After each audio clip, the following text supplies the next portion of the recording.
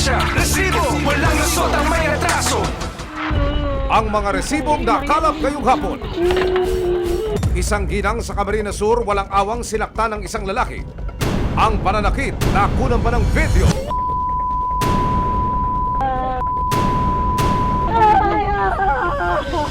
Sa cellphone video makikitang tinadyakan ng lalaki ang ginang na itatago namin sa pangalang Sheila. Hindi pa nakontento, sinabunutan din siya ng lalaki. At nang aming i-review ang video, napag-alaman naming asawa pala mismo ni Sheila ang nanakit sa kanya. Itatago namin siya sa pangalang Dante. Aba-aba, ganyan ba magbakal? Karinyo brutal? Bawal yan!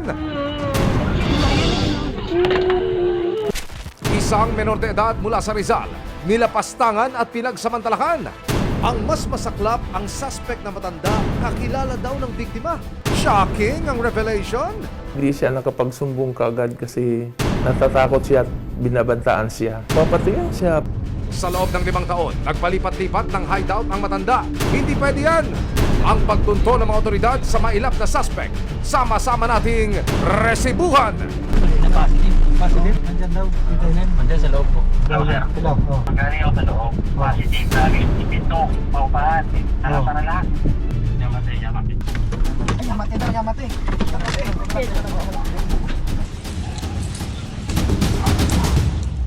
Anumang reklamo, bibigyan tugon. Bawat hinaing at problema, hahanapan ng solusyon. Ito ang bago ninyong sandigan, hindi palalampasin ng mga tiwali at maligawi. Dito, walang ligtas ang abusado at lalong walang lusot ang may atraso. Dahil ang lahat, hahanapan natin ang resibo. Magandang hapon, ako po si Emil Sumangil. Suspect sa pangahalay na walang parang bula. Makalipas ang 5 taon ang suspect, natunto ng hideout. Tapos na ba ang maliligayang araw niya? Dumulog sa resibo ang ginang na itatago namin sa pangalang Beth. 2022 nang magsumbong ang dalagitang kamag-anak ni Beth na itatago namin sa pangalang Karina sa ginawang panghihipo raw sa kanya ng isang kasamahan sa bahay na si Rodrigo, hindi niya tunay na pangalan, at isang senior citizen. 9 na taon na raw nilang kilala at kasama sa bahay si Rodrigo. Isang gabi, nakita kong tumatakbo si Karina palabas ng kwarto. Tinanong ko siya, bakit siya tumatakbo? Sabi niya, wala. Pero nung gabing iyon, pinaghihipuan siya, kaya natakot siya. Sinampahan ng kasong acts of lasciviousness ang suspect at agad na dinakip. Karoon kami ng gulo sa bahay. Nagpatawag ako ng barangay. Pinahuli ko siya. Tapos pinakulong ko. Ang kaso sa kanya, acts of lasciviousness. Dinala ko siya sa police station, tapos kinulong na siya. Pero nakalaya rin siya matapos makapagpiyansa hanggang isang matinding revelasyon ang isiniwalat ni Karina. Lumalabas na bukod sa panghihipo, ginahasa rin pala ni Rodrigo ang menor de edad noong 2018. Binalikan ko yung bata, tinanong ko siya, tinanong ko ng tinanong. Hanggang sa nagtapat yung bata na siya ay nirape ni Rodrigo. Sabi ni Karina, 2018 daw. Dinalaw siya, nirape siya. Edad na noon ay 13 anyos. Galit ko na naawa kay Karina.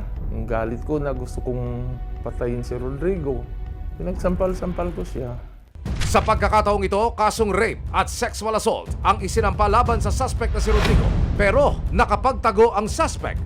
Dahil dito napabilang siya sa most wanted ng Region 4A. Nito lang May 3, 2023, ibinaba ng Branch 18 ng Family Court ng Cainta, Rizal ang warrant of arrest laban sa matanda. Kaya tinuloy ko, pinursigi ko at lagi kong yung kaso niyang rape para pagbayaran niya ang ginawa niyang kawalang hiyaan kay Karina.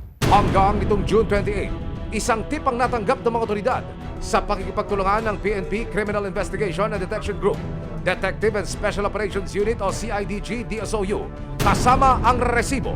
Agad na ikinasa ang paghuli kay Rodrigo. Susunod, mapasakamay na kaya sa wakas ng mga otoridad ang suspect sa pangahalay? Yamate daw, yamate.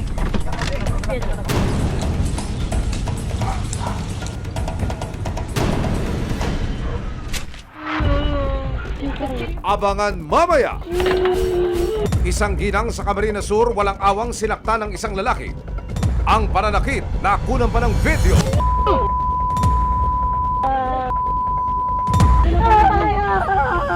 Reaksyon, ebidensya, resibo, walang lusot ang may atraso. Reaksyon. Dahil sa isang tip, nalaman ng mga otoridad ang posibleng kinaroroonan ng suspect sa pangahalay sa isang menor de edad sa Rizal. Pinlano ng mga pulis ang entrapment operation. Nagpanggap ang isang asset na bibili ng lupa na pagmamay-ari ni na Rodrigo sa Rizal. Yun lang, negative. Walang Rodrigong lumitaw sa kanilang bahay sa Rizal. Pero maya-maya pa, isang video call ang natanggap ng asset. Nang sagutin niya ito, kumpirmado ang suspect na si Rodrigo ang nasa kabilang linya. Tingin daw ng bahay mo. Di ba yun palagi mong tinatanong sa akin? Oh. Sige. Oh. Eh, so magkano ba, anak? Taga saan pa kayo? Sa ano po, Kainta lang po. Mahirap yan. Kainta yan eh. Saan kayo sa Kainta? Sa may ano lang po, sa Flatway po. Sa may tulay. Oo, malayo yan. Oh. Ba't kayo nakapunta dyan? Nasabi lang po sa amin nung ano, na binibenta daw po dito. Hindi man nagpakita, hindi tumigil ang mga otoridad sa pagtugis sa kanya. Hanggang sa isa pang tip ang nakuha nila na posibleng nasa Marikina City si Rodrigo. Sinuyod ng CIDG, DSOU at Resibo ang dalawang barangay sa Marikina City. Titignan natin yung bahay na sinend ko dyan sa messenger natin. Tignan nyo kung meron kayong suspect siya na yun, tao kayo agad o ano, hinto kayo para tignan nyo mabaigi. Ano? Kasi medyo dito na yun eh. Makalipas ang ilang oras na pag-ikot, wala pa rin ang hinahanap na suspect. Pero sa tulong ng social media, natunto ng address ng live-in partner ni Rodrigo. Dito na lumitaw ang posibleng kinaroroonan ng matanda. Ang lokasyon, Makati City. Hindi na nagpatumpik-tumpik pa ang grupo. Maghiwalay ulit tayo, umikot kayo. Ito sir, pati itong ano, ito yan oh. Nilooban dito yo. Sir, ito yan sir. Pare, sa lubong na yun, lapitan mo na agad yun. Galing ako sa loob. Positive, lagi ipinto, paupahan. Nakatara lahat. Yamate. Ay, yamate.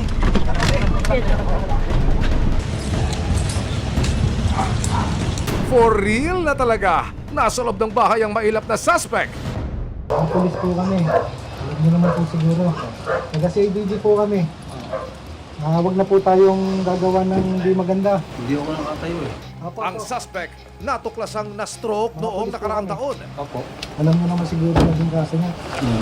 Nandito po kami upang arestuhin po kayo sa bisa ng warrant of arrest na ibinaba ng Family Court, Port Judicial Region, Branch 18, Cainta, Rizal po. Sa kasong rape under Article 266 in relation to Article 266B, the Revised Penal Code. Kayo po ay may karapatang manahimik o magsawalang kibo. Ano man ang inyong sasabihin ay maaaring gamitin pabor o laban sa inyo sa anumang hukuman dito sa atin.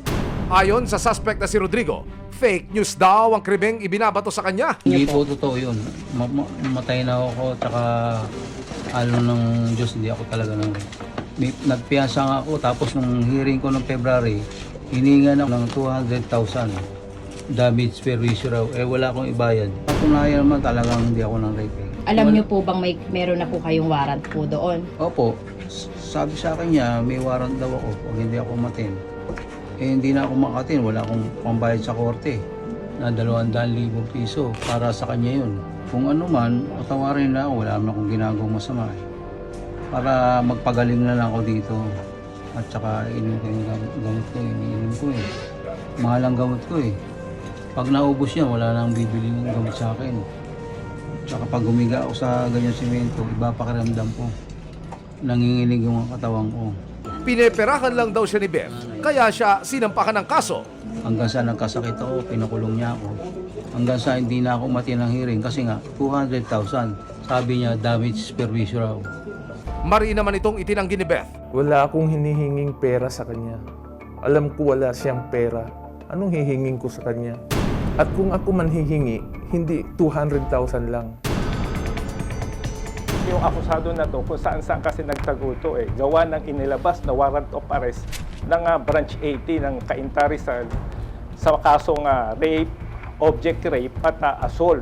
Sa tulong na rin ng e-warrant system ng PNP, madali nating nakita yung address ng kinakasama nito o yung live-in partner nito.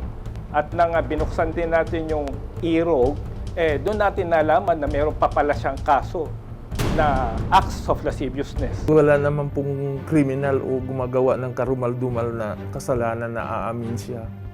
Walang magnanakaw o walang mamamatay tao na aamin na gano'n ang kanyang ginagawa. sa pagkakadakip sa suspect, makakapag-move on na raw ang pamilya ni Karina at umaasang mabilis na gugulong ang hustisya para sa kanya. Mabuti sa kanya yun. Tama sa kanya yun. At gusto ko, habang buhay na siyang magdusa sa kulungan. Ama siyang makulong ng habang buhay kung habang buhay. Pagdusahan niya, ginawa niya yun eh. Kasalanan niya, panagutan niya. Susunod!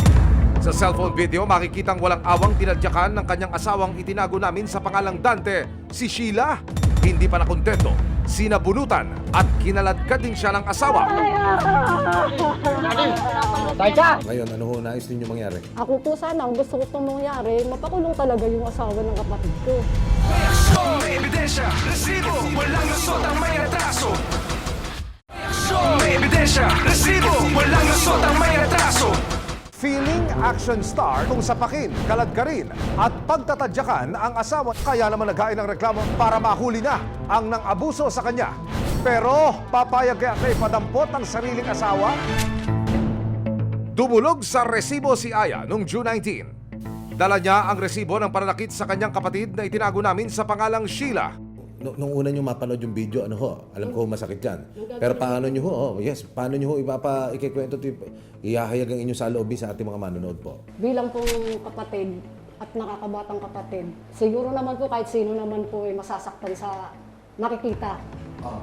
Kasi may nag-send ng video sa akin, may nag-send ng video sa magulang ko. Ang pinakamasakit po dito yung pinagtatadyakan po siya, tiningnan lang po siya ng side ng lalaki.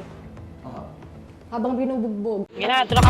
Sa cellphone video, makikitang walang awang tinadyakan ng kanyang asawang itinago namin sa pangalang Dante, si Sheila. Hindi pa nakontento, sinabunutan at kinaladkad din siya ng asawa.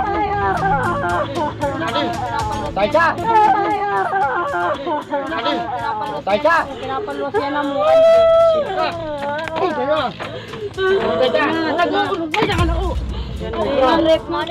Ngayon, ano ho nais ninyo mangyari? Ako po sana, ang gusto ko pong mangyari, mapakulong talaga yung asawa ng kapatid ko. Wala na kaming inaksayang oras. Nagtungo sa Bato, Camarines Sur ang resibo. Dito, nakausap namin ang ina ni Sheila na si Aling Esther. Hindi niya tunay na pangalan. Ayon kay Esther, sobra siyang nasaktan nang mapanood ang video ng pananakit sa anak. Masakit po. Ako iyak ng iyak po. Nung makita ko pa lang yung video, dali-dali akong pumunta, hinanap ko si pinahanap. Naghanap kami sa kanya agad eh. Parehong may iniindang sakit ang mga magulang ni Sheila, pero sa kabila nito, hindi raw nila kakayaan na may malakit sa kanilang anak. Dahil kung ganyan din lang, sigaw ni Esther, isoli mo na lang ang anak ko! Kukunin ko pa rin siya kahit ganito kami, wala kaming hanap buhay. Kukunin ko rin siya. Bahala na, mabubuhay naman. Kumakain pa naman kami kahit ilang, sa tatlong beses ang araw. Nakakainom pa naman ng gamot kahit paano-ano lang. Baka raw kasi gawin ang pananakit ng hindi lang once or twice, baka mag-level up pa. Pangamba ko noon, sabi ko baka ulitin pa ulit. Ayoko nang mangyari. Baka dumating na naman ang oras na magsabi, "Uy, sinaktan ulit." Ano, di masakit ang sakit sa loob. Gusto ko lang lang yung anak ko na wag na sanang maulit ang nangyari.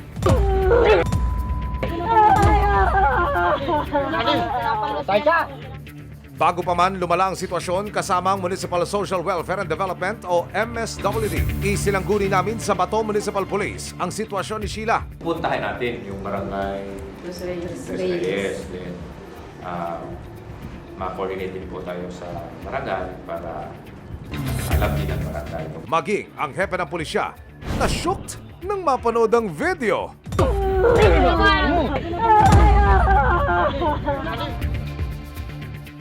Pagsumbong mo dito, 19-20 na? 20 na po dahil isinend po yung video sa anak ko.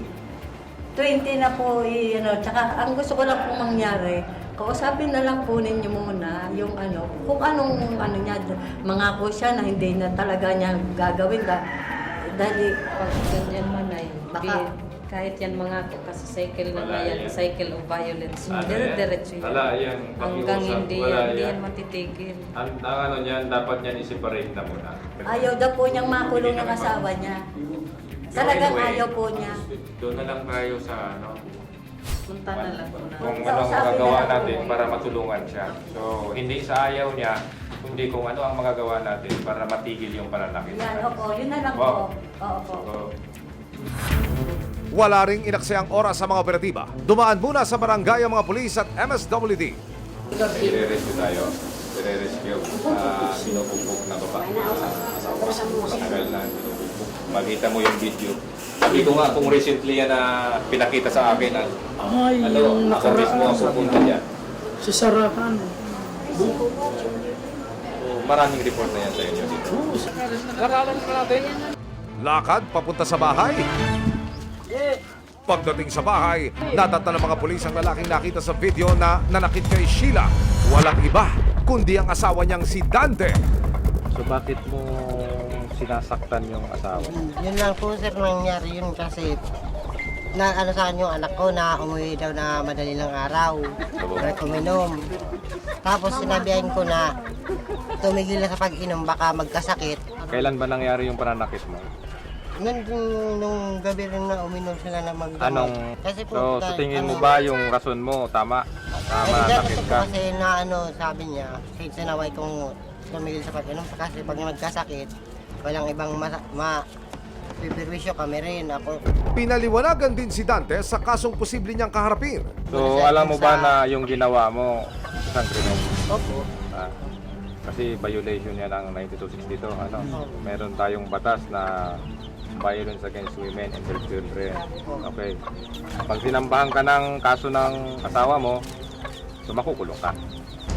Kinausap din si Sheila ng hepe ng Bato Municipal Police. Pero si Sheila nakuha pang sisihin ng sarili.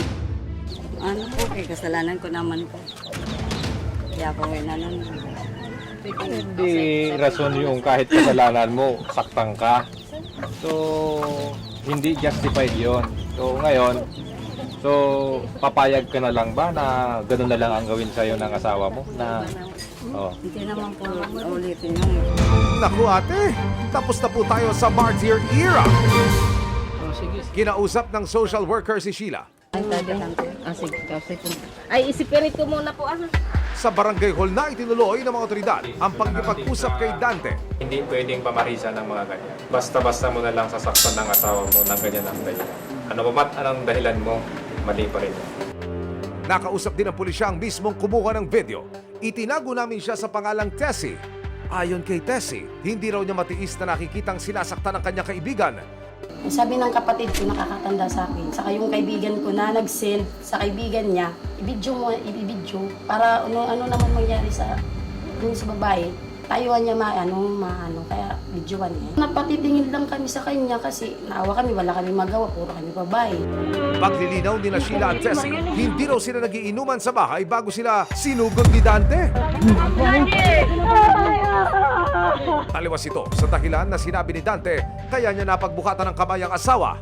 Tapos sinabihan ko na tumigil na sa pag-inom baka magkasakit. Hindi po. Kaya ako nag-inom. Ano ba talaga, Kuya Dante?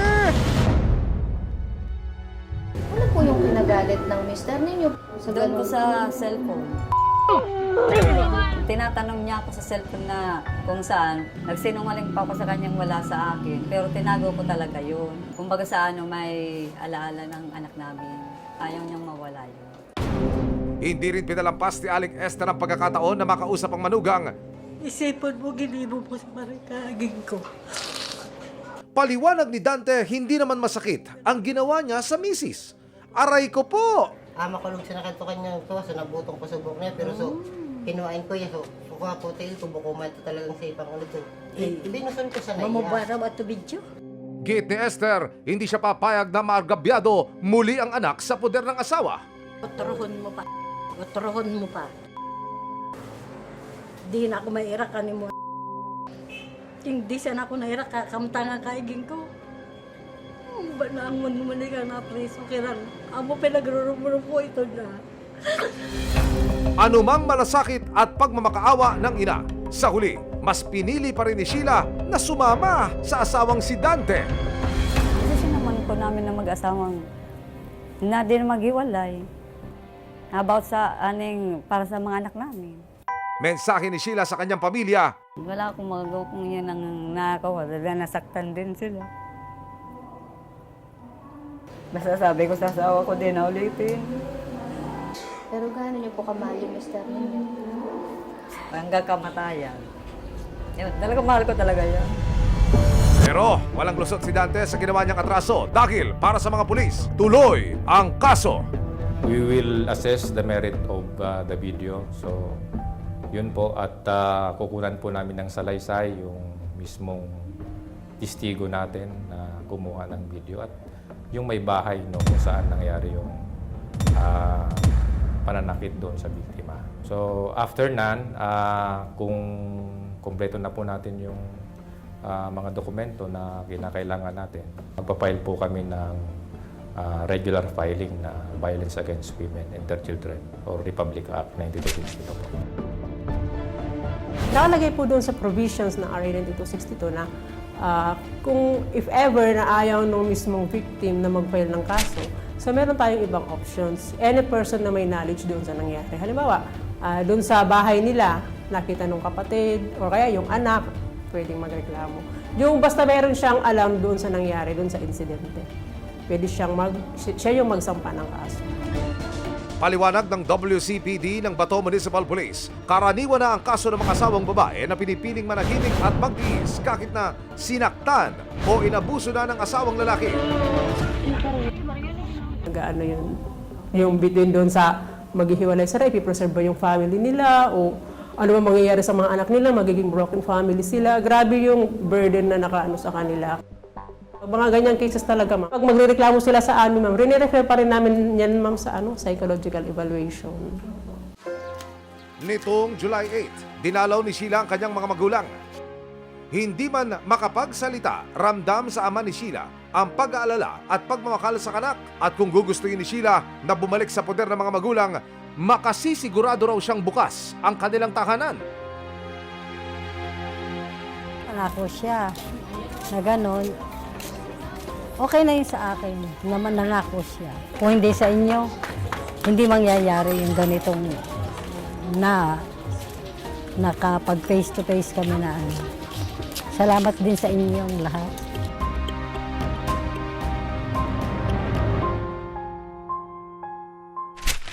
Walang lusot ang may atraso. Ipagtanggol ang api, iwaksi ang tiwali. Sama-sama nating ituwid ang tiwali at baluktot, itakwil ang maling gawi at modus na bulok. Walang ligtas ang abusado at lalong walang lusot ang may atraso. Dahil ang lahat, hahanapan natin ang resibo. Hanggang sa muli, ako po si Emil Zumangil. May aksyon, may ebidensya, resibo. Walang lusot ang may atraso.